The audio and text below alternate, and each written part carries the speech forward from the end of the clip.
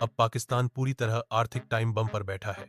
उसका कर्ज जीडीपी का 74% पार कर चुका है। विदेशी मुद्रा भंडार बस 2 महीने का है, और वो भी उधार का। पाकिस्तानी रुपया बुरी तरह लुढ़क चुका है।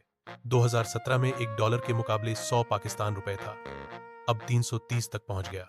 महंगाई 37% के पार है, और आईएमएफ से बार बार कर्ज मांगकर पाकिस्तान अपनी साख खुद मिटा रहा है। पाकिस्तान ने अमेरिका के एक क्रिप्टो फंड से डील कर अपनी सरकारी संपत्तियां बेचनी शुरू कर दी। इससे इम्फ भी अब सख्त शर्तें थोप रहा है, क्योंकि भारत की कूटनीति के कारण उसे अब 11 शर्तों का पालन करना होगा। पाकिस्तान अब बेचने के अलावा कोई विकल्प नहीं छोड़ रहा, लेकिन यह डील उसे बर्बादी की ओर ले जाएगी। इस डील से चीन बहुत नाराज है, क्योंकि पाकिस्तान में चीन ने कई इंफ्रास्ट्रक्चर प्रोजेक्ट में पैसा लगाया है। अब उन्हें सीधा खतरा है। चीन को दरकिनार कर अमेरिका से डील करने की सजा चीन ने भी दे दी पाकिस्तानियों को। प्रधानमंत्री का स्वागत चीन में एक छोटे अफसर ने किया। संदेश साफ था, अब पाकिस्तान पर भरोसा नहीं किया जा सकता।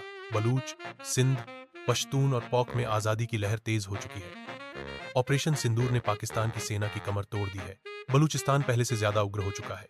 टीटीपी के जरिए खैबर पख्तूनवा में भी हालात विस्फोटक है। तालिबान अब पाक सेना से दुश्मनी निभा रहा है और भारत से दोस्ती बढ़ा रहा है। तालिबान अब काबुल नदी पर बांध बनाकर पाकिस्तान का पानी रोकने की योजना बना रहा है। इसमें भारत की मदद भी लेने की बात चल रही है।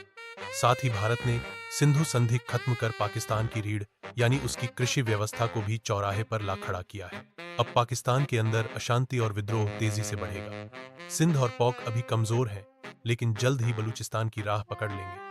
पाकिस्तान दुनिया के सबसे बड़े जल संकट वाले देशों में तीसरे नंबर पर है, और सिंधु संधि खत्म होते ही पहले नंबर पर हो गया है। पाकिस्तान की हालत अब इतनी खराब है कि उसे बचाने के लिए अमेरिका ने अपने परमाणु हथियार तक वहीं छिपा रखे थे। ऑपरेशन सिंदूर के दौरान जब भारत ने अंदर घुसकर मारा, तो इन बंकरों का राज भी इससे अमेरिका तक घबरा गया। अब सवाल भारत का है। भारत को कुछ नहीं करना।